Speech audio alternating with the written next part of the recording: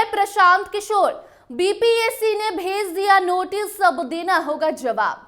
बताएंगे पूरी खबर। अब नमस्कार, स्टार टीवी बिहार देख रहे हैं आप और मैं आपके साथ वंदना। देखिए, बीपीएससी अभ्यर्थियों का साथ देना प्रशांत किशोर को अब महंगा पड़ सकता है।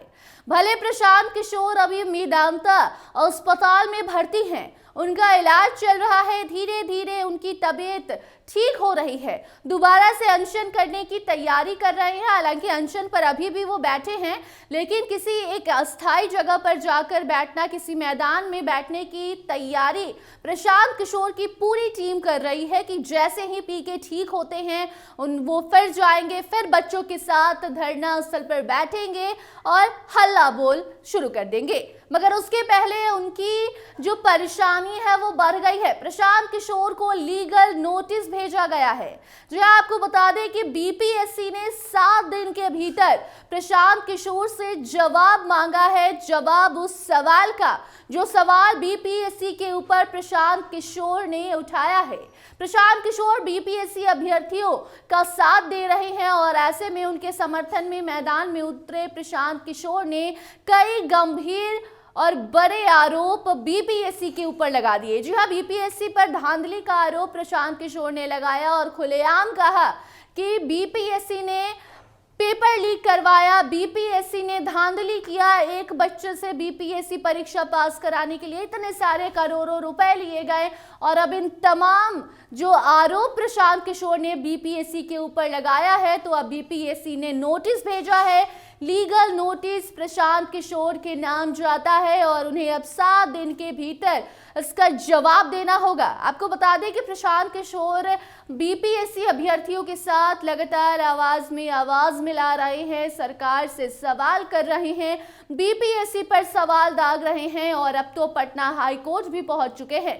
जो पटना हाई कोर्ट में प्रशांत किशोर की वो याचिका जो थी, जिसमें सुनवाई होनी है 15 तारीख को, वो स्वीकार कर ली गई है। पहले ये मामला सुप्रीम कोर्ट गया, लेकिन उसके बाद कहा गया कि पहले पटना हाई कोर्ट उस मामले को आप ले जाइए, वहां सुनवाई करवाइए। उसके बाद प्रशांत किशोर पटना हाई कोर्ट में याचिका दायर करते हैं, जिसको स्वीकार कर लिया जाता है और अब आगामी 15 तारीख को उसकी सुनवाई होनी है। और उसके ठीक पहले पीके को लीगल नोटिस भेजा है बीपीएससी ने और आयोग ने साफ साफ शब्दों में कहा है कि 7 दिन के भीतर आपको जवाब देना होगा।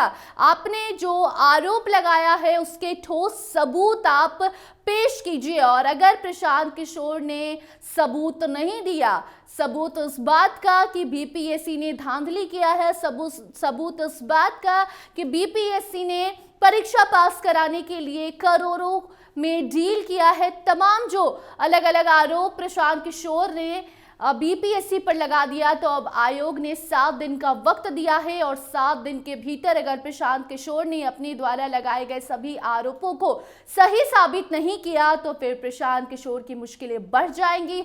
उनके ऊपर केस ठोक दिया जाएगा और ये केस करने वाला कोई और नहीं बल्कि बीपीएससी होगा।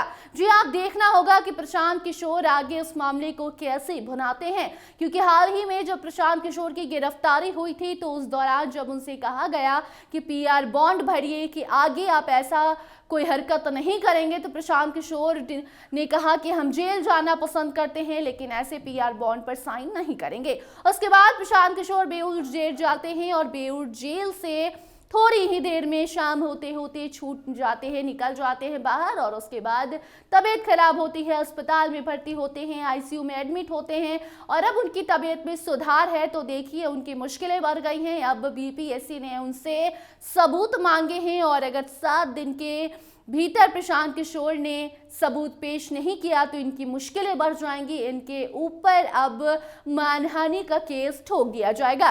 बाकी अब आगे इस मामले में कोई नई अपडेट आती है तो उस खबर को आप तक जरूर पहुंचाएंगे। आप देखते रहिए स्टार टीवी बिहार। धन्यवाद।